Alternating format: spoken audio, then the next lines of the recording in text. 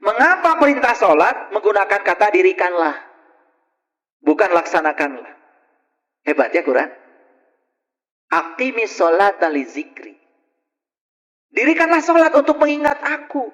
Perintah sholat itu bukan laksanakan, tapi dirikan.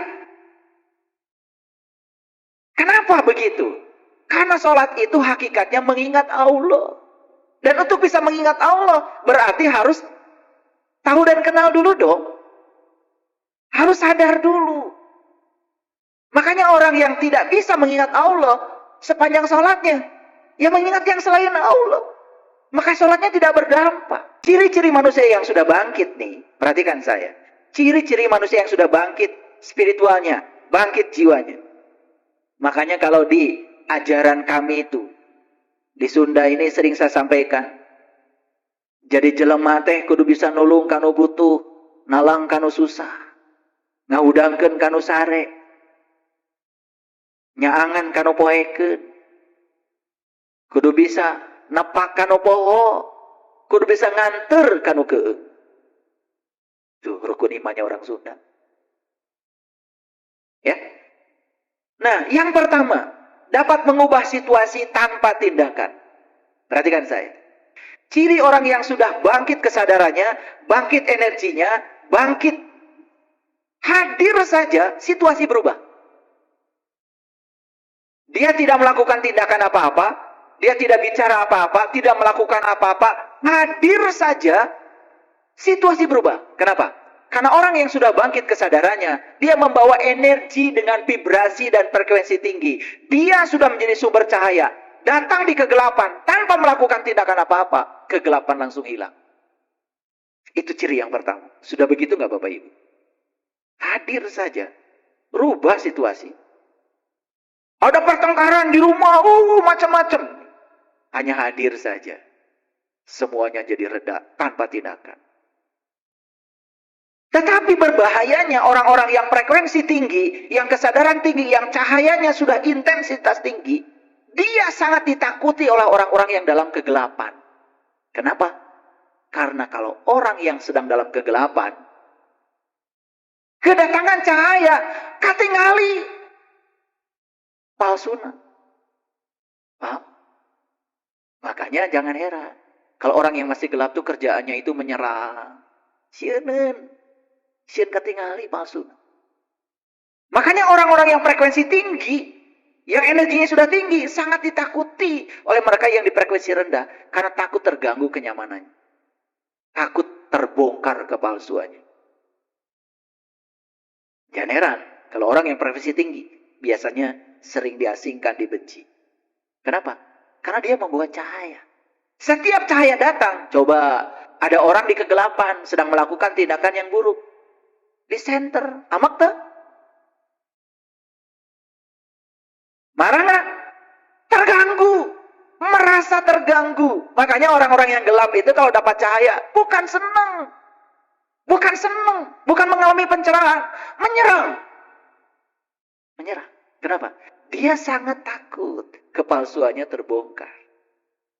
Ya jangan heran ya, Bapak Ibu nanti kalau mengalami kebangkitan spiritual, karena manusia itu berdasarnya makhluk energi, energinya naik, ya frekuensi naik, vibrasinya naik, intensitas cahayanya semakin kuat. Tantangan pertama yang akan didapat adalah dari orang-orang yang masih di frekuensi rendah dan dalam kegelapan. Mereka tidak suka, takut terganggu. Apalagi ada berkah di situ. Sieun teu payu. Moal dionang deui ya. Begitu orang diajarkan tentang hakikat maulid, hakikat Isra Mi'raj yang sebenarnya. Yang suka ngawadul ketika ceramah maulid Isra Mi'raj pasti terganggu. Tidak nyaman.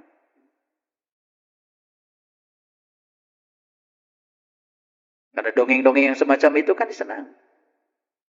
Sebut saja dongeng itu palsu. Sebut saja dongeng itu gak benar. Pasti akan takut. Itu ciri yang pertama. Yang kedua, ciri orang yang sudah bangkit jiwanya memiliki aura yang sangat kuat. Ciri orang yang auranya kuat, semangat menjalani hidup, walaupun orang gelap membencinya. Orang yang auranya sudah kuat, Tidak perlu persetujuan dari siapapun. Dia sudah menjadi dirinya sendiri. Ciri yang kedua. Udah punya nggak Bapak Ibu ciri yang kedua?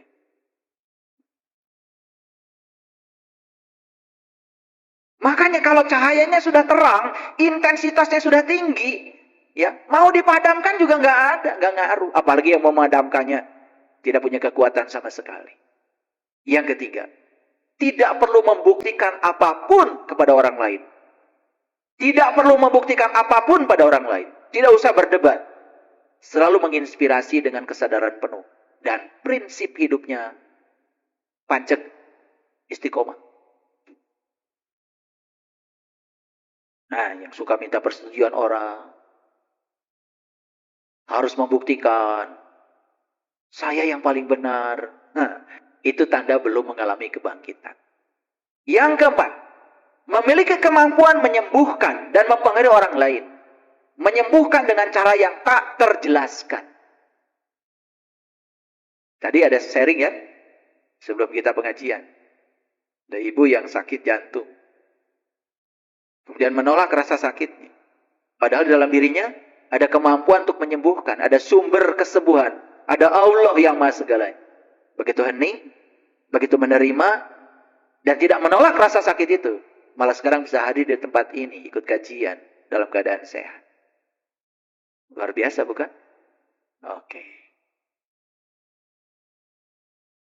Makanya orang-orang yang sudah tinggi energinya, vibrasinya, frekuensinya, sering menjadi sumber kesembuhan. Bukan sekedar penyakit fisik, termasuk juga penyakit mental, intuisi, spiritual, energi. Pernah nggak ketemu dengan orang yang semacam itu? Kita punya banyak pertanyaan. Begitu sudah sampai di hadapan dia, semua yang ditanyakan itu sudah tidak ada lagi. Energinya aja sudah membebaskan. Pernah nggak begitu? Pernah? Syukurlah kalau pernah ya. Selanjutnya memiliki ketajaman intuisi. Dia memiliki koneksi yang dalam dengan siapa? Dengan diri sejatinya. Makanya orang-orang yang terkoneksi dengan diri sejatinya, dia punya koneksi yang dalam. Ketajaman intuisinya luar biasa. Dan orang yang sudah tajam intuisinya, dia berani mengikuti apa kata intuisi. Nah, kita ini kadang-kadang sudah diingetin dari dalam, masih ragu-ragu. Nah, setelah terjadi, aduh, padahal sebetulnya saya sudah diingatkan. Karena kita nggak percaya sama suara kebenaran dalam diri. Nah, ini kebangkitannya harus diurus lagi nih. Belum bangkit benar itu, belum sadar. Jadi bahasa Inggrisnya itu masih lulungu itu. Memiliki kemandirian emosi yang membangkitkan rasa hormat. Bapak Ibu perhatikan saya. Pernah nggak ada orang dimaki-maki sama orang lain dia tenang aja? Pernah nggak melihat kejadian itu? Atau ada orang dibenci sama orang lain dia diam aja? Pernah nggak? Oke. Hormat nggak kita sama dia? Aduh, kalau saya digitukan, belum tentu seperti dia. Makanya orang yang punya kemandirian emosi, dia itu membangkitkan rasa hormat, rasa kagum. Nabi Muhammad dilemparin tuh oleh kafir Quraisy di Taif. Ketika dilemparin batu sampai berdarah-darah, sampai sendal jepitnya berdarah-darah. Nabi Muhammad malah doa, Allahumma hdi qaumi fa innahum la ya'lamun. Tuhan, tunjukin mereka. Beri hidayah pada mereka yang melempari aku ini. Mereka melakukan itu kepadaku karena mereka tidak tahu apa yang aku ajarkan. Pernah nggak dilemparin doa? Kalau dilemparin batu doa. Dicaci maki sama orang lain doa. Pernah nggak? Oh pasti. Kalau batunya segede kerikil, kalian ngambil batunya segede gunung. Betul nggak? Nih model wajah-wajah kayak gini begitu. Kalau dilempar batu malah melempar batu lebih gede lagi. Betul nggak? Coba saya tanya, kalau ada orang melempar obor, ada minyaknya ke rumah kita, jujur ya, jujur tapi harus jujur ya. Kita memadamkan api atau ngejar orang? Jujur. Ada orang bawa obor, melemparkan obornya ke rumah kita. Yang terjadi apa? Kalian kejar orang yang melempar obor atau memadamkan api? Yang benar. Ini kalau saya lihat ini ada nggak jujur ini. Kebanyakan sih ngejar yang melemparnya. Makanya begitu habis ngejar pulang ke rumah udah habis rumahnya. Itu adalah pilihan yang tidak cerdas. Ini orang yang belum bangkit kesadarannya. Kalau yang sudah bangkit, padamkan dulu apinya. Bahkan setelah padam, ya tidak perlu dikejar. Udah jauh. Betul nggak? Mulai pintar kalian ya. Semoga ya dalam hidupnya begitu ya. Ya, iya. Coba kalau ada orang marah-marah kepada kita, madamin api atau balas marah. Ini diganti pertanyaannya. Madamin api atau balas marah? Tuh, udah beda lagi pertanyaannya diganti. Udah beda lagi. Harusnya padamin api sini, ya. Karena kalau api di sini terbakar, ya kalian jadi neraka. Terbakar api neraka itu namanya. Oke, lanjut ya. Memiliki kemampuan menarik orang-orang sejenis ke dalam hidupnya. Perhatikan saya, perhatikan saya. Ketika Bapak Ibu belajar spiritual, belajar kesadaran, belajar frekuensi tinggi, belajar vibrasi tinggi, perhatikan saya semuanya. Kalau kita ditinggalkan oleh orang-orang lama yang sudah tidak sefrekuensi lagi dengan kita, itu hukum alam. Karena kita akan dihadirkan orang-orang baru yang sefrekuensi, yang sejenis, yang mendukung perjalanan spiritual kita. Jangan heran. Jangan heran. Itu ciri kebangkitan spiritual. Bukan putus silaturahmi. Bukan. Kita tidak butuh lagi orang-orang yang tidak mendukung perjalanan spiritual kita. Kita butuh mereka-mereka yang frekuensi. Agar itu menjadi kekuatan bagi kita. Makanya hati-hati ya. Dalam perjalanan spiritual itu datang dan pergi. Jangan heran. Jangan pengen ngumpul terus. Kemana si Anu? Kalau sudah hilang berarti udah beda frekuensi. Tolong ditanya. Makanya di Quran dikatakan maafkan dan biarkan. Itu di Quran surat Al-Maidah ayat 12-13. Kalau orang belajar sama-sama dengan kita, kemudian hilang, jangan ditanya.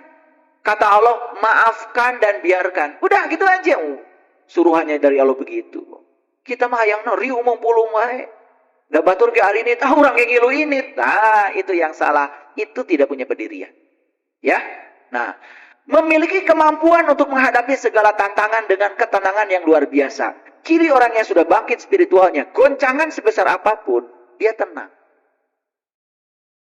Tenang. Kan sudah tahu ilmunya kalau goncangan itu kebijaksanaan dan cinta kasih Allah.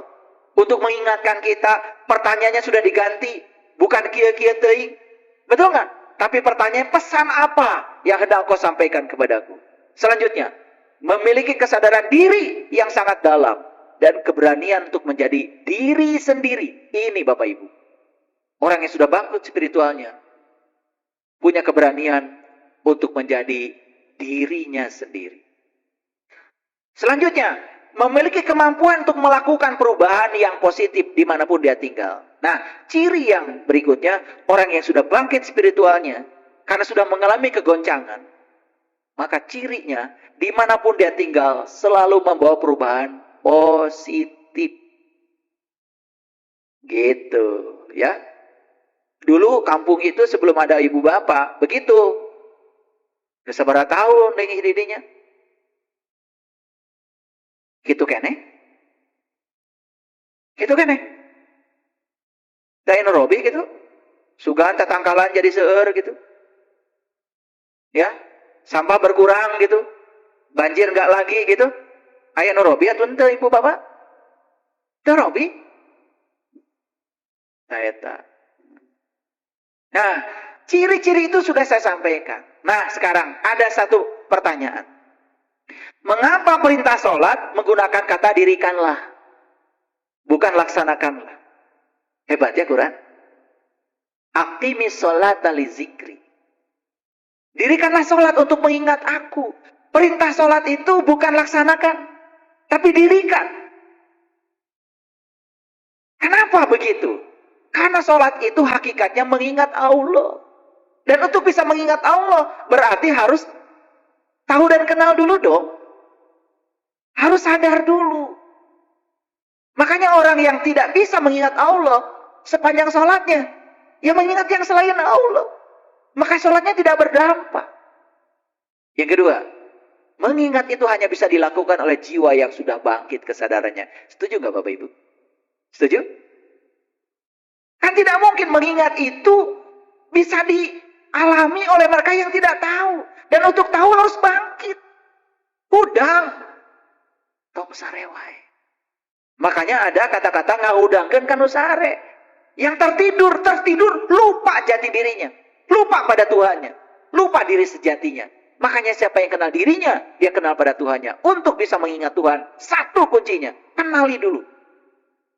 Nabi Muhammad bilang, awwaluddin ma'rifatullahi ta'ala wa rasul. Awalnya beragama dalam mengenal Tuhan.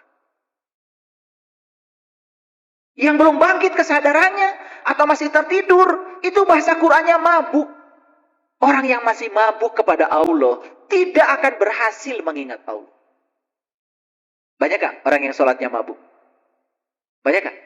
Mabuk itu bukan berarti minum homer, bukan. Orang yang sedang minum homer, boro-boro ingat sholat. Mabuk itu nggak ingat sama Allahnya, nggak ingat sama yang disembahnya. Kenapa? Masih tertidur, belum bangkit. Makanya kata-kata yang digunakan di Quran sangat keren, ilmiah, saintifik. Bukan laksanakan sholat, tapi dirikanlah sholat. Sok atuh salah ladar. Kenapa kata-kata yang digunakan begitu? Makanya Nabi Muhammad, saya mau nanya, Isra Mi'raj dulu atau sholat dulu? Bangkit dulu, sholat dulu. Bangkit dulu saat Isra Mi'raj. Beliau diperjalankan oleh Allah untuk mengenali jati diri yang sejati. Mengenali Allahnya, mengenali Tuhannya. Setelah itu baru bisa mengingat kepada Allah. Keren gak itu? Keren. Tapi kita kok gak sadar-sadar.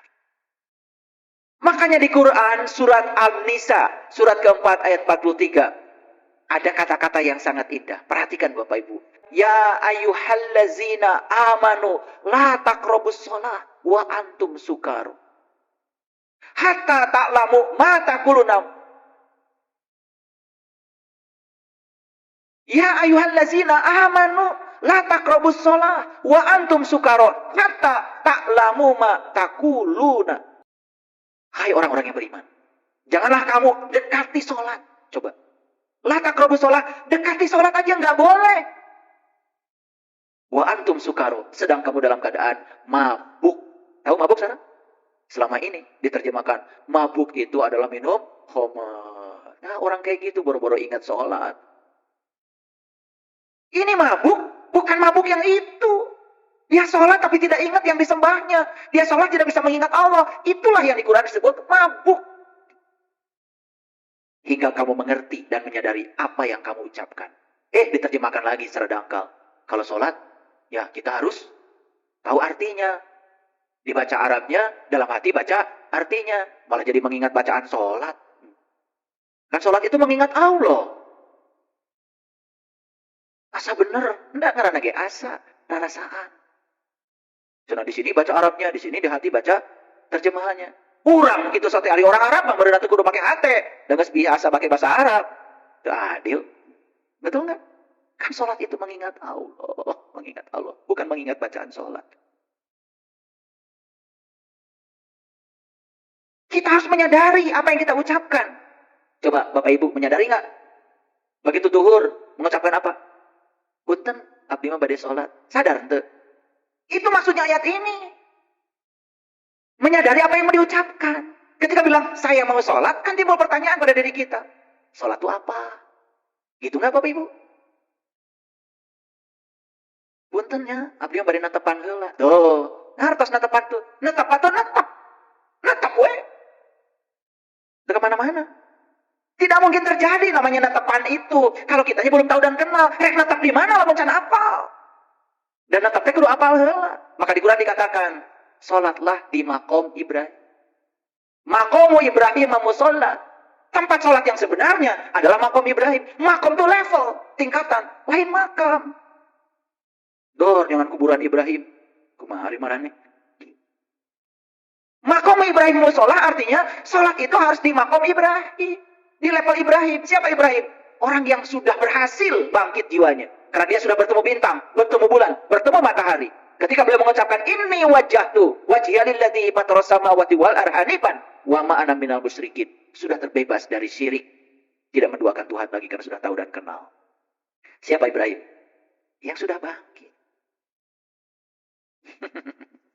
Paham sampai sini? Jadi apa kata Quran? Hai orang-orang yang beriman, janganlah kamu dekati sholat sedang kamu dalam keadaan mabuk. Tahu mabuk sekarang? Mabuk itu gak sadar, gak ingat yang harus dia ingat. Paham sampai sini? Oke. Kalau sudah paham lanjutkan. Makanya di Quran dikatakan, wasta'inu bisobri wassalah wa innaha lakabiratun illa alal khasiin. Jadikanlah sabar dan sholat itu penolongmu. Dan sesungguhnya yang demikian itu sangat berat. Kecuali bagi orang-orang yang khusyuk. Lihat saya semuanya. Saya ingin jelaskan pada Bapak Ibu Bapak semuanya. Siapa orang yang khusyuk itu? Dijelaskan dalam Quran surat Al-Baqarah ayat 46. Allazina yadununa annahum mulaqu rabbihim wa annahum ilaihi rajiun. Orang yang khusyuk itu ternyata orang yang meyakini bahwa mereka akan bertemu Tuhannya dan bahwa mereka akan kembali kepadanya. Kapan kembalinya? Kapan kembalinya? Nanti kembali itu sekarang. Sekarang kembali kepada Allah. Kembali kepada sifat-sifatnya. Karena bersama dengan Allah kita akan dianugerahi nikmat yang luar biasa. Jadi kembali kepada Allah itu sekarang. Tobat itu kapan? Sekarang. Bapak Ibu dulu kenal Allah? Kenal. Kan pernah ditanya sama Allah, Alastu birabbikum? Aku ini Tuhanmu. Kalian menjawab saat itu. Qalu bala syahidna. Ya, aku menyaksikan.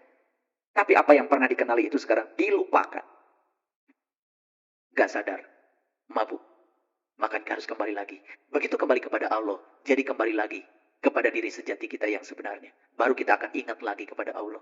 Berdiri, duduk, berbaring. Tidak ada yang diingat kecuali Allah. Tuh, diberi gelar oleh Allah. Gelarnya ulul albab. Jadi siapa orang yang khusyuk itu? Ingat ya. Ini Quran. Siapa orang yang khusyuk menurut Quran? Yaitu orang-orang yang meyakini bahwa mereka akan bertemu Tuhannya. Dan bahwa mereka akan kembali kepadanya. Kapan? Sekarang. Kembali.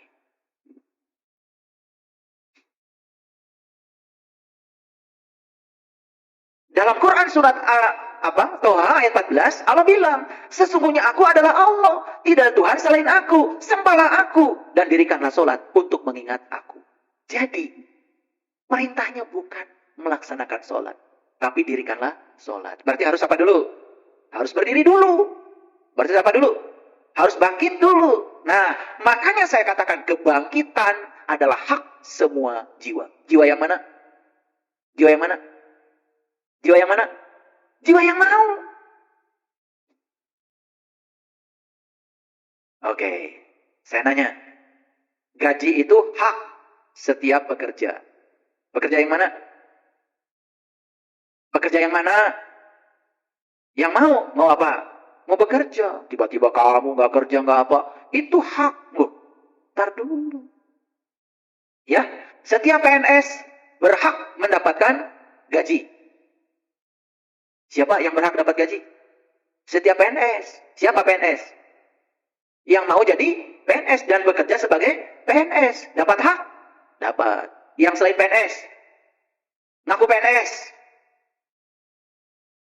Aku doang, bukan PNS. Dapat gak hak? Ya enggak. Makanya kebangkitan hak semua jiwa. Perhatikan kata-kata saya. Berarti semua jiwa punya hak untuk kebangkitan? Punya. Bisa? Akan difasilitasi oleh Allah? Percaya? Allah yang bilang, man kana yarju liqa Allah fa inna ajalallahu la'at.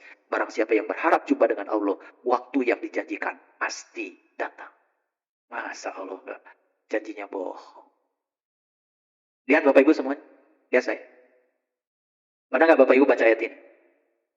Surat Al-Ankabut 29. Surat ke-29 ayat 45. Ajlu ma uhiya ilaika minal kitab wa aqimis sholat. Bacalah apa yang telah diwahyukan kepadamu, yaitu kitab. Baru dirikanlah sholat. Jadi, dirikanlah sholat dulu, baca kitab dulu. Ulangi, dirikanlah sholat dulu, baca kitab dulu. Baca kitab. Apa baca kitab? Kan kita kalau dengar kata kitab langsung Quran. Di zaman Nabi belum ada Quran. Saat ayat ini turun pada Nabi Muhammad, sudah ada Quran belum? Belum. Tapi Nabi Muhammad sebelum salat disuruh baca kitab dulu. Itu dijawab di Quran surat Al-Isra 14. Iqra kitabaka. Kafa binafsika al-yawma 'alaika hasiba. Bacalah kitabmu. Kitab siapa? Kitab siapa? Ya, kalau kalian ditanya sama saya, jawabnya apa? Kitabku. Masa mau lagi? Jadi nunjuk ke saya lagi. Kan kata Allah, bacalah kitabmu. Berarti harus dibaca kitab siapa? Kitabku. Ada di mana kitabku? Ya di situ. Kitab itu adalah kalamullah. Kalam itu sifat, Allah itu zat. Jadi perintah baca kitab sebenarnya perintah untuk bangkit, buka ketertutupan mata kalbu, sehingga kita bisa menyaksikan diri sejati kita. Setelah itu baru dirikanlah sholat. Keren gak ayat ini? Nah, saya mau nanya jujur sama kalian. Kalian selama ini baca kitab dulu, dirikanlah sholat dulu? Jawab dong. Baca kitab dulu, dirikanlah sholat dulu? Enggak dua-duanya. Karena kalau tidak membaca kitab dulu, sholat yang dilakukan bukan didirikan. Hanya dilakukan, hanya dilaksanakan. Kan tidak tercapai, akibat sholat al-zikrinya tidak tercapai. Kan dirikanlah sholat untuk mengingat aku. Sedangkan yang mau diingatnya juga nggak tahu, belum pernah saksikan. Ngerti maksud saya? Nah, baru kata-kata Allah. Lihat berikutnya. Inna sholah tanha anil fahsya wal munkar. Sesungguhnya sholat itu mencegah manusia dari perbuatan keji dan munkar. Sholat yang mana? Sholat yang kayak gini, kata Quran. Yang baca kitab dulu, mendirikan sholat, ya, baru bisa mencegah dari perbuatan keji dan munkar. Sementara selama ini kita hanya melaksanakan sholat. Yang diingatnya apa? Wallahu alam. Sibuk ngurusi urusan sorangan. Disebut berjamaah.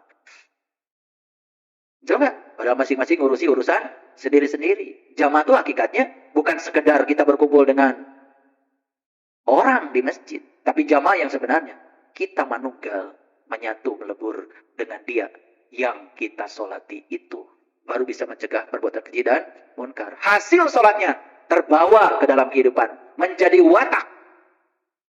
Jujur sekarang. Banyakkah orang yang melaksanakan sholat? Banyakkah orang yang mendirikan sholat? Harusnya kalau sudah mendirikan sholat, tidak melakukan perbuatan keji dan munkar. Jadi karena mereka baru melaksanakan sholat, jadilah sholatnya jalan, keji dan munkarnya pun jalan. Paham sampai sini? Masuk akal nggak? Oke, lanjut. Wala zikrullahi akbar. Dan sesungguhnya mengingat Allah itu yang paling besar. Jadi yang paling besar di semesta ini yang mengingat Allah. Kata siapa? Kata Allah. Wala zikrullahi akbar. Wallahu ya'lamu ma tasna'un. Dan Allah mengetahui apa yang kamu kerjakan. Ya sudah. Makanya di dalam Quran ada kata-kata begini. Coba perhatikan. Ini surat Al-Ma'arij.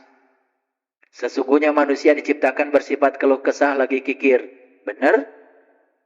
Benar enggak? Apabila ia ditimpa kesusahan, ia berkeluh kesah. Benar enggak? Dan apabila ia mendapatkan kebaikan, ia amat kikir. Benar enggak? Illal musallin. Kecuali orang yang sholat. Ini surat Al-Ma'arij ayat 19 sampai 23. Siapa yang sholatnya seperti apa? Di Quran. Allazina hum ala sholatihim daimun. Yaitu mereka yang sholatnya terus menerus. Kalian sholatnya berapa waktu? 5 waktu. Kata Quran, sholat harus apa? Terus menerus. Pantas. Duhur sholat.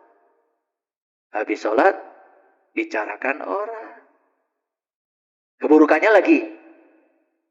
Sholat asar tuh.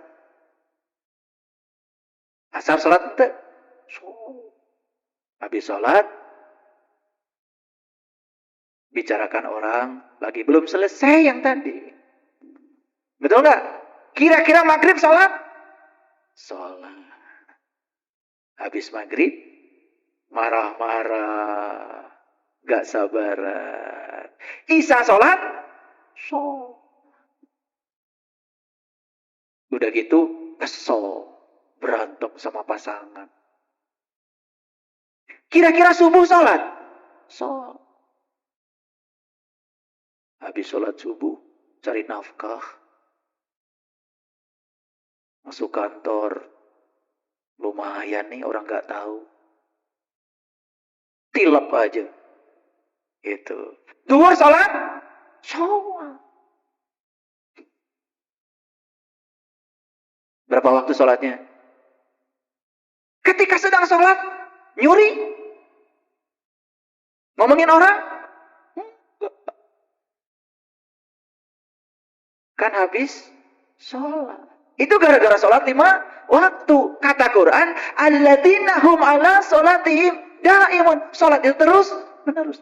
Kalau sholat orang yang berkesadaran, habis duhur, sholatnya di bawah. Sampai ketemu sholat lagi asar. Di antara situ, dia cegah apapun perbuatan keji dan munkar. Gak ngomongin orang, gak menghujat orang, tidak mempermalukan orang. Gitu gak kalian sholatnya? Gitu apa tidak?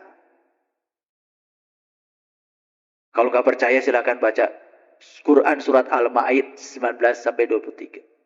Jadi sholat 5 waktu buat apa? Sholat 5 waktu itu adalah momentum untuk memperkuat ingatan kita kepada Allah. Maka Nabi Muhammad mengajarkan sholat yang 5 waktu. Tetapi beliau setelah 5 waktu sholat, dibawa watak sholatnya. Sehingga antara duhur dan asar masih sholat. Asar sampai maghrib masih sholat. Maghrib sampai isya masih sholat. Isya sampai subuh masih sholat. Gitu nggak sholatnya? Nah, ini Quran Bapak Ibu yang saya sampaikan ini. Saya menyampaikan ini dengan cinta kasih. Saya membayangkan kalau semua orang yang sholat benar-benar mendirikan sholat, gak ada lagi pelecehan seksual di pesantren. Gak ada lagi orang yang hujat menghujat. Kita bisa bersatu. Kemampuan kita menerima perbedaan akan semakin meluas. Kita bisa berkasih sayang bersama semua orang tanpa batas. Tidak ada kaitannya dengan agama, ras, suku. Kita bisa menyayangi semuanya. Indah gak kalau itu tercapai? Makanya saya mewakafkan diri saya bicara seperti ini. Di forum seperti ini. Disaksikan oleh puluhan ribu sahabat kita yang menyaksikan kajian ini di rumah. Saya ingin menyampaikan kebenaran ini. Karena kebenaran ini sudah lama terkubur. Sehingga kita melihat sekarang. Mohon maaf. Agama dilaksanakan. Tetapi di waktu yang sama. Juga. Perbuatan-perbuatan keji dan munkar. Berbarengan. Makanya kita juga harus iri. Kenapa negara-negara yang sama sekali malah tidak berbicara soal agama, soal ketuhanan, hidupnya damai. Negara yang paling bahagia di dunia, rata-rata negara yang sama sekali setiap hari tidak membicarakan soal agama dan ketuhanan. Saya sudah pergi ke negara-negara itu. Saya sudah berada di sana, sudah menyaksikan itu semua. Yang terdekat aja, Jepang. Tidak bicara soal ketuhanan, tidak bicara soal agama. Negaranya bersih. Bahkan ketika timnya bermain di stadion, di negara orang lain. Bahkan yang main bukan timnya. Mereka bersihkan stadion itu dari semua kotoran dan sampah. Watak.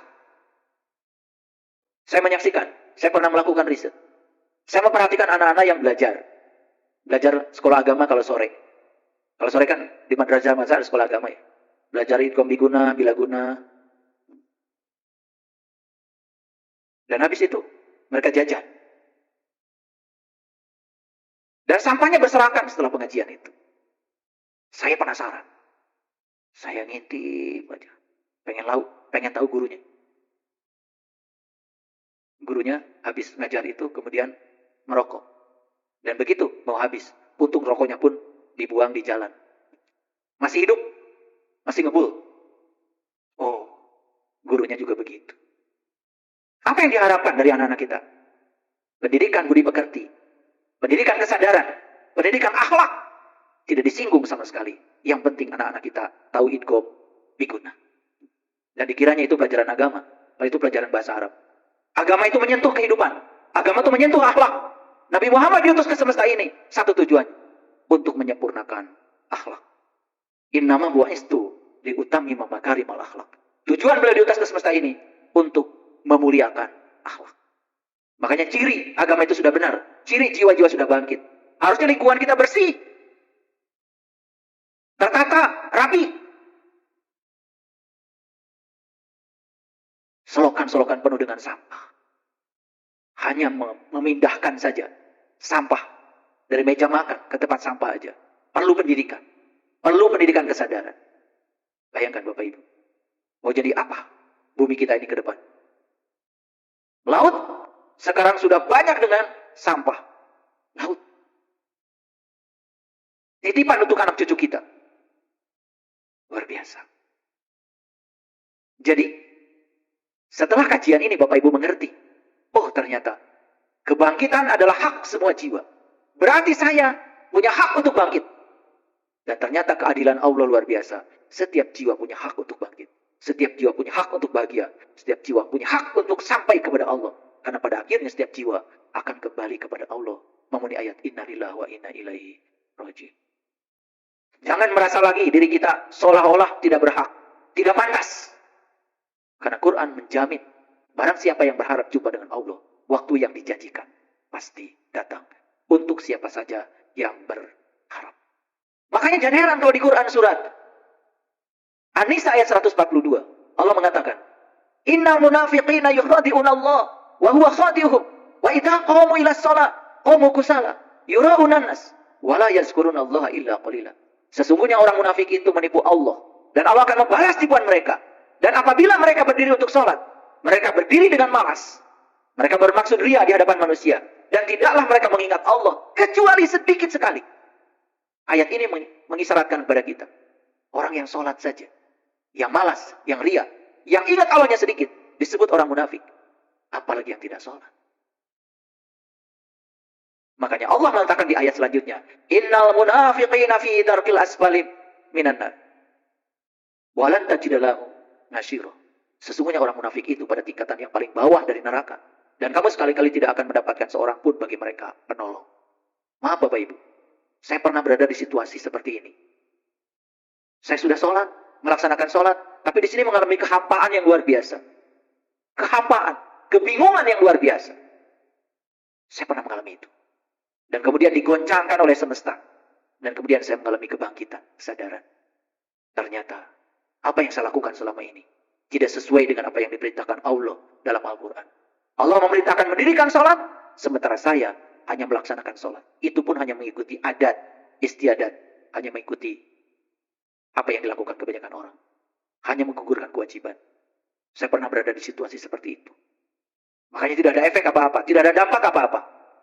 Itulah, setelah rajin sholat, malah tetap aja mengalami kehampaan. Banyak mengalami penderitaan. Itulah yang disebut dengan neraka. Seperti yang diceritakan di ayat ini. Oleh karena itu, Bapak Ibu, para sahabatku yang budiman. Hari ini saya memberikan satu kajian.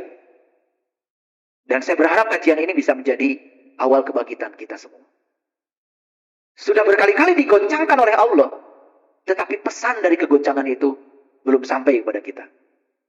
Dan saya berharap setelah ini, paham. Kenapa Allah goncangkan saya? Kenapa Allah berikan kegoncangan dalam ekonomi saya, tubuh fisik saya, keluarga saya, pekerjaan saya, bisnis saya? Ya Allah, ternyata semua ini adalah cinta kasih-Mu, kebijaksanaanmu untuk membuat saya bangkit dan sadar. Supaya saya hidup dalam kesadaran. Terima kasih. Assalamualaikum warahmatullahi wabarakatuh.